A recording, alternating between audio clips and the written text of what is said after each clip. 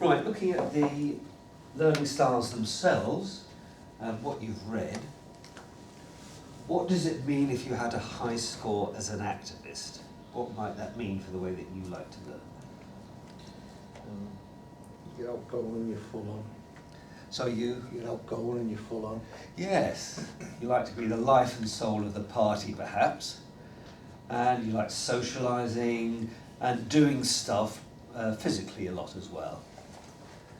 You might like to be the centre of attention too. What about reflectors then? If you had a high score as a reflector, what might that mean? Thinking about things before you actually do them. Yeah, it's in the word, isn't it? You're reflecting. So you're going to be very stressed if the trainer asks you to come up with something immediately without giving you the time and the opportunity to think about it first. So you like to have the time, the opportunity to think, let it sink in, and then react. What about theorists then? How do they like to learn if they had a high score? More perfectionist. So they More likely to be a perfectionist. perfectionist related to the underpinning legislation, protocols, logic perhaps. So there's got to be some sort of research backing making them do something. So are they more likely to be left or right brain thinkers, would you say? Left. More likely to be left. Yeah. So they're in those boxes and they're very comfortable in those boxes, and anything new may not change them. So they've got to work at it. And again, they're going to be very stressed when asked to think of things that aren't grounded in research or legislation or laws. Feelings would be a big issue for some theorists perhaps, because how can you put that in a box? You can't. It's feelings. What about pragmatists then? How do they like to learn if they had a high score? More likely to be willing to try. Yes. Try new techniques. Yeah, the key word that John used was relevant. So it's got to be relevant to them. So they're going to get stuck into it, but only if they see there's a need for it. If there's no need for it, then they won't get stuck in. Whereas the activists will get stuck in because they like doing stuff, whether it's terribly relevant to them or not. Now we can pair these four up into two pairs. So which pairs have similar traits, would you say?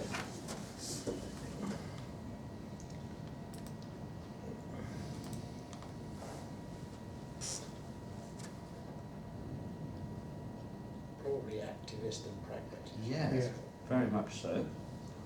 And that leaves the middle two. Yeah, reflectors and Yeah, the theorists. So using layman's terms perhaps, we can say the middle two are a word beginning with int, and the outer two are a word beginning with ext. So what two words am I looking for?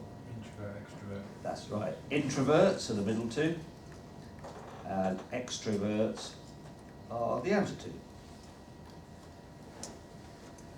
Now, we've got to say that this is one of many, many ways of looking at people.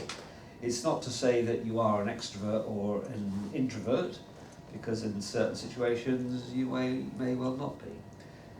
It's just as equally true to say that you may not be an activist, reflector, or theorist, or a pragmatist perhaps, because in different situations you might be the opposite. But generally speaking, you know that some people are quieter and need more time, whereas other people want lots of stuff to do all the time. Now, looking at your own scores then, does anybody feel that that isn't them? Or do you all feel that generally that score for you has nailed your personality in learning? Ish. Yeah, not a million miles away. Not a million miles, no. Some people in the past have said, no, I don't think that is me. And I've asked their colleagues, and they say, actually, that is you. So you might feel differently inside, but the way you express yourself to the world is what we only see, isn't it? And therefore you could attract a label perhaps, an introvert or an extrovert. Now, is it fair to say that all these scores are very similar in this room, or are they all quite varied? Quite similar. General pattern, yeah, there appears a great deal of similarity. Well, in the activists, we're ranging from an 8 to a 10, so that's fairly similar. In the reflector score, it ranges from 12 to an 18, so a bit of a bigger range there. Theorist is 8 to a 16, yeah. And pragmatist is 10 to 16-ish. So you do vary, but in some instances not to a massive amount. Now this will always be true. You'll always have very different levels of learning style within your class. Sometimes it's fairly close like yours, or sometimes it's very, very different. So the question is, what on earth can you do as a trainer to meet the needs of everybody during the session? What must you do as a trainer to meet the needs of everybody at some point? To cover all four of the... Yeah, and that means we need variety in our teaching methods and our teaching aids. So variety in our teaching methods and aids, so that's the physical equipment that we use.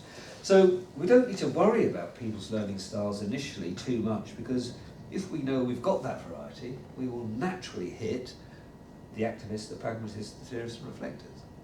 But if we don't have variety, then we're going to please some of the people some of the time, to the detriment of some people never. If we have variety, we'll please some of the people some of the time. That's all we can ever hope to do. Right, let's take it a little bit further now. Now on the screen you've got another list of people. They're all real people, they're all engineers. And what do we notice about Dave? I into this. You can't get higher, can you? No. 20/20 there. Mm. So let's analyse Dave. What teaching methods would Dave quite like, do you think? So he's an introvert, he's on the very left-hand brain thinker. So Practical? Type of practical, out of the box thinking type of. So Out of the box or in the box? in the box. He's in the box. So Yeah. he would like you to be the leader and just walk him through type thing, because Yes. he'll learn that way. Step-by-step approach. Now he's a trainer and he likes that approach. So what teaching methods would he actually use in his own training environment? He'll use PowerPoints. Yeah, lecturing through PowerPoints. Points. Experience. Possibly, he's in the classroom environment. It's an engineering training room. So he'll probably have... Research type of. Yeah, so lots of reading going on, dictation going on. Perhaps we all remember dictation, how boring it was. Yeah. He'll use information like films and that type of thing. Short Yes, shows absolutely, absolutely. Now, Dave did his teaching session, as you will do, on Monday next week, and I was getting quite worried about Dave because he was so pedagogic.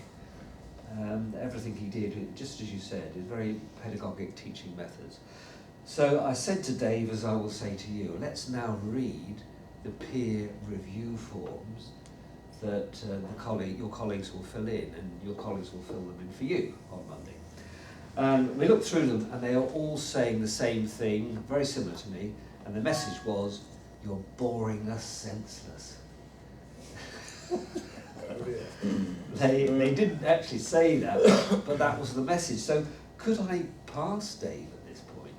No. I couldn't, because he hadn't taken on board the point of the course to address everybody's needs. So it just proves, Dave was in his mid-50s, you can't suddenly change after 3 days on the course.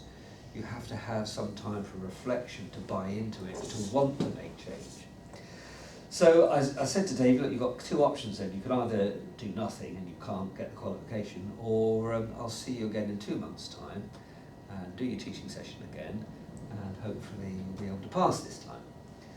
So Dave left with that, because clearly he was a bit miffed, because he was the only one who didn't pass, and it's very, very rare not to pass.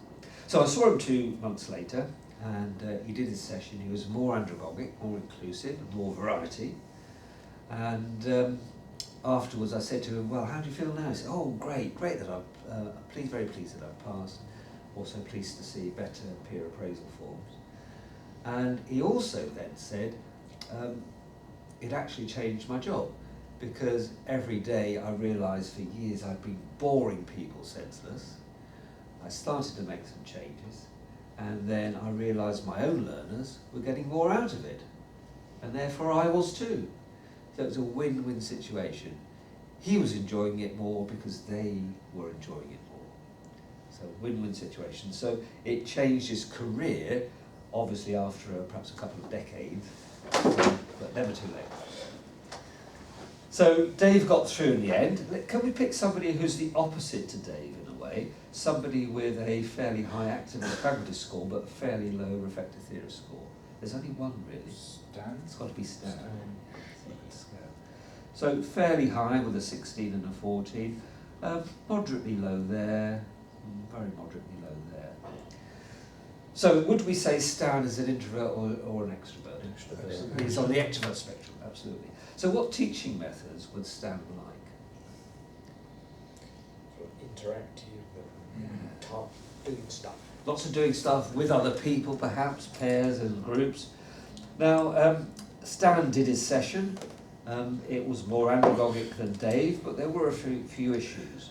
First of all, who in Stan's classroom likes to be the centre of attention? Stan does. So he had to be seen to be delivering learning. In other words, you're not going to learn anything without my support and my help and my telling you. So at the beginning then he did a demonstration, that worked very well, but it was him telling them. He then got people to work in small groups, which was great, very andragogic. Now he kept barging in and saying, oh, you don't do it this way, you do it that way. So obviously underneath, undermining people's confidence perhaps. And he admitted in his own classroom he would have been bored, because Stan didn't give people the opportunity to experiment and learn for themselves. Not on their terms, but on Stan's terms. So I think he took away something from that, quite an important message really. He did pass, but clearly he realised he needed to bear in mind people who didn't think and work like him. So the moral of the tale then is to avoid teaching in the way that you like to learn. You will do it automatically without realising. Only when you do some sort of activity like this do you realise other people like to work in different ways that are equally successful. And you've got to try and work with that if you can. It might be fair to say that when you're a new trainer, you often replicate how you were trained, and you're just perpetuating any errors perhaps. But doing this course perhaps allows you to explore many. I'm going to do an example first. So you've got to decide just 3 of those teaching methods, which ones would suit what learning styles. So let's do an example. If I pick column 1, lectures, who would quite like lectures then? Is it the activists, the pragmatists, the theorists, or reflectors? Reflectors certainly. Anybody else? Theorists. So the introverts are generally fairly happy to sit down and listen, whereas the activists and pragmatists, they're itching to go on and do stuff, so they wouldn't like to sit down for terribly long. So the other groups then, could you now just pick any 3 out of the 10? So your first thing to do is to select anyone, perhaps at random, and say we'll go for number 5 maybe, and then work out, well, would it suit the activists, the pragmatists, the reflectors, or the theorists? Now it could be 1, could be 2, could be 3, and rarely it could be 4. So over to you, and then we'll see what you've got when you're finished. How are we doing? We're all just about there? Yeah. Okay, John and Ryan then, could you give us one from the list? Practical. Practical. So who did you decide would like practical? Activist. Activists? Yeah. Okay. That was your main one? Possibly a pragmatist as well. Yeah, I think so. What do you think? Clearly, the proviso is that the pragmatists feel that it's a relevant activity. they'll get stuck in. But because they're both on the extrovert side, they might be quite keen to do practical stuff. Eric and Rob, do you have one to give us then? We'll go brainstorming. Yeah, would suit. We'll say activist. Activist. Excellent. Anybody else, or that was your main one? That was the main one. Yeah. Action, learning. Or let's Sticking with that yeah, one. just stop with that one for now. Pragmatist. Possibly the pragmatist, yeah, very similar to what we said for John and Ryan. If they felt it was a relevant brainstorm, then Yeah. they'd like to get stuck in. But let's ask your colleagues, and are you happy with that? It kind of depends, because you could have more potential for some of the other groups to get involved if you pitched it right. To give them Yes. the opportunity to it's kind of allowing them to engage. You might have to push some of the other sides back. Brainstorming, the idea of brainstorming is to get everybody's ideas, so we all have an input. So it should actually engage all four. It hopefully. should. But initially, perhaps the introverts are going it'll to be a be- bit shy. I think it'd be more. I'm trying to think. Out of all of those activists, pragmatists, maybe, Yes. and then obviously theorists could come under that as well. I'll put reflectors and theorists in brackets there, Yeah. because of their nature they may be quite shy and not keen to get stuck in initially, but once they get the flow of it and they feel more confident, then they will. But initially it's going to be the activists certainly, and then the pragmatists later on, followed by the reflectors and theorists perhaps. So it does take time. Depends on the delivery, doesn't it, how it's rolled out. Yeah, it does. But with brainstorm, you're naturally waiting people to jump in with a quick answer, which some people might be a bit lacking in confidence to do immediately. Mm. Lovely. So we're in agreement with that. Thank you both. Vivian, Chris, and Dave, one from your list. Go mentors. Which number is that? That's number 5.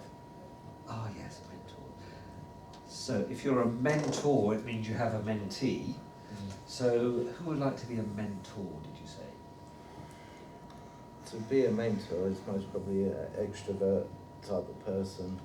So So you went with what, the activist? yeah, Yeah. Activist.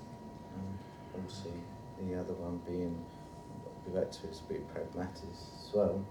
But it could be all four because you're in a one-to-one Yes. situation. So really, I put all four.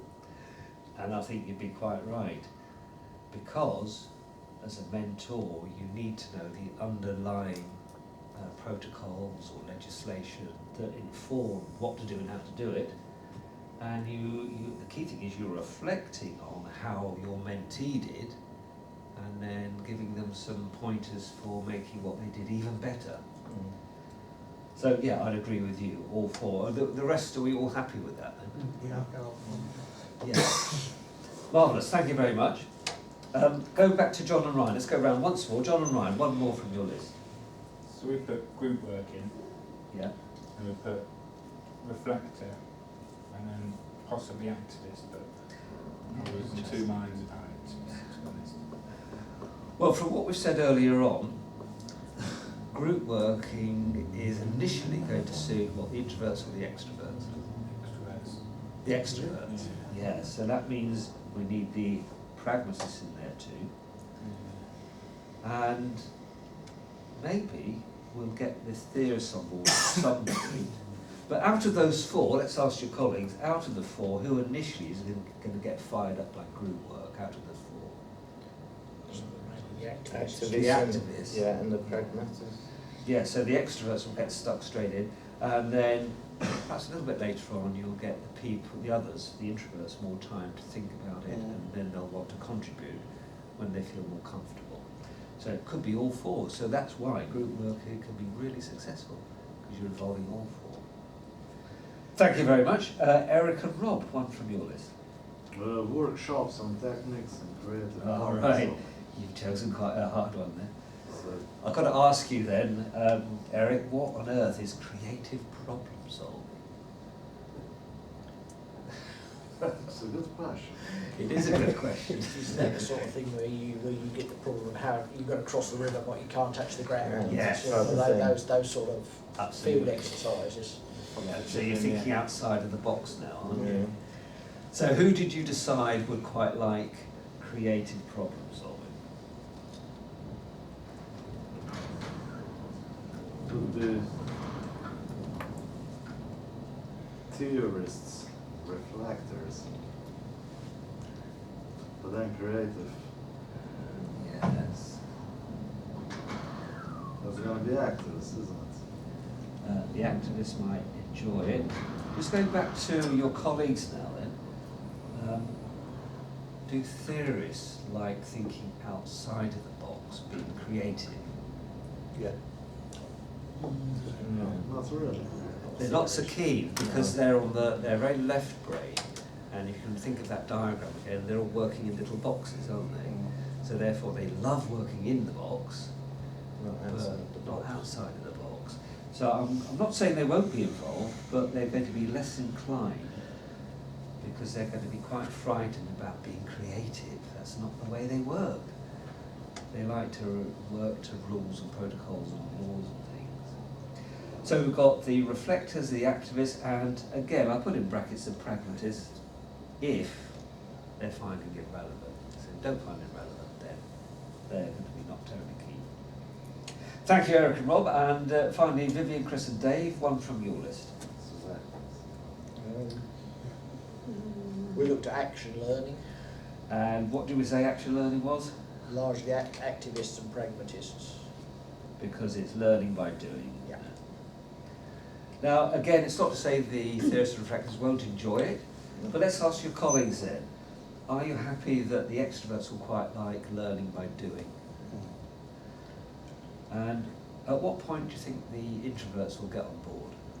Once they've thought about how they're going to do it. Yes, they need that time then, don't they, to reflect and think about it. So there we go, we can see then that some of these teaching methods will suit some people, some others, and actually for some of them we can address all four. Now I'll give you an example here, case studies. First of all, what on earth is a case study? You look at something that's already happened and Yeah, or you make up a fictitious Yeah. something that might have happened. So it could be an incident, an accident, a death perhaps. And then what are you going to do with it then? Dissect it. How did it happen? Why did it happen? How can we prevent it happening again? So I used to run case studies for my students at college when I was a finance lecturer, and I ran a case study that lasted 8 weeks, so the last 8 weeks of the whole academic year. And I used to people work on an 8-week case study, and then they handed it in after 8 weeks. Sounds good, but I realised I wasn't addressing everybody terribly well. So if somebody had 8 weeks to do some work, what 2 days might they only do that work? the last two. Yes, too. Certainly the last two, and possibly the beginning. Mm. So the activists, they're all fired up on day one, it's all exciting, it's new, but on day two something else comes along that's exciting and new, and then they leave it completely, then they realise, oh, it's due in a couple of days, but they do a bit more work. So I found some of the work was a bit lacking. So I had to figure a way to try and get everybody on board. So I decided each week of the 8 weeks, I would meet each team and ask them how they were getting on and look at what they were doing. So that means the activists had a weekly deadline instead of an 8-week deadline. And then I had to work out, well, how can I get everybody involved? So I put people in pairs. So ideally I put the introverts with the extroverts because they'd be able to contribute something a bit different. And then I'd get them to present their findings on the 8th week. So they had that deadline, they knew they were all going to be on show, and that meant they had to prepare for their presentation very thoroughly, otherwise they'd look a bit silly and feel a bit bad.